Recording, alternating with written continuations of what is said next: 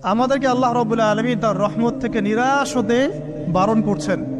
যে যত পাপ করেছে জীবনে, যদি একটা বার কেউ যদি আল্লাহ পাককে মন থেকে ডাকে, চোখ দিয়ে ঝরঝর করে পানি পড়ে, আল্লাহ পাককে বলে, সেজদায় গিয়ে পড়ে আল্লাহকে বলে রব্বিক ফিরলি, আল্লাহ আমাকে মাফ করে দাও, তার মনের মধ্যে যদি সততা থাকে, মন থেকে যদি সেই কথাটা বলে থাকে, আল্লাহ পাক শুধু তাকে ক্ষমাই করবেন না, তার সমস্ত গুনাহগুলোকে আল্লাহ নেকি দিয়ে পরিবর্তন করে দিয়েছে।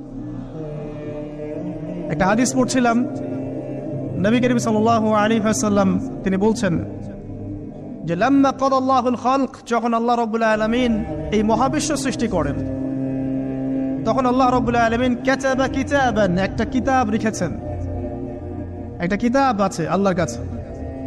কাতাবা কিতাবান ফাহুয়া ইনদাহ ফাওকাল আরশ, যেই কিতাবটা আল্লাহর নিজের কাছে আছে আরশের উপরে, সেখানে আল্লাহ পাক লিখে রেখেছেন। কি লিখেছেন? ইন্না রাহমাতি সাবাকাত গদাবি, প্রতিটা ক্ষেত্রেই আমার রহমত, আমার দয়া, আমার করুণা আমার গজবকে পরাজিত করেছে। মানে আল্লাহ রাব্বুল আলামিনের গজব এর উপরে আল্লাহ পাকের রহমত অবস্থান করছে। জীবনের কোনো ক্ষেত্রে হতাশ হওয়ার কোনো সুযোগ নাই।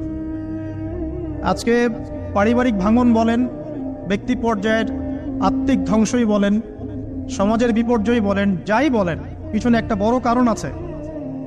সেটা হলো আল্লাহ থেকে দূরে থাকা মানুষ, আল্লাহ থেকে হতাশ হয়ে যাওয়া। আর এই কাজটা শয়তান করিয়েছে মানুষকে আল্লাহ থেকে দূরে সরানোর জন্য।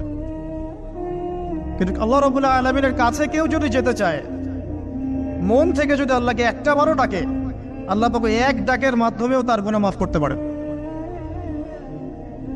দুজন ব্যক্তির ঘটনা পড়লাম। একজন ব্যক্তি প্রচন্ড রকম আবেদ,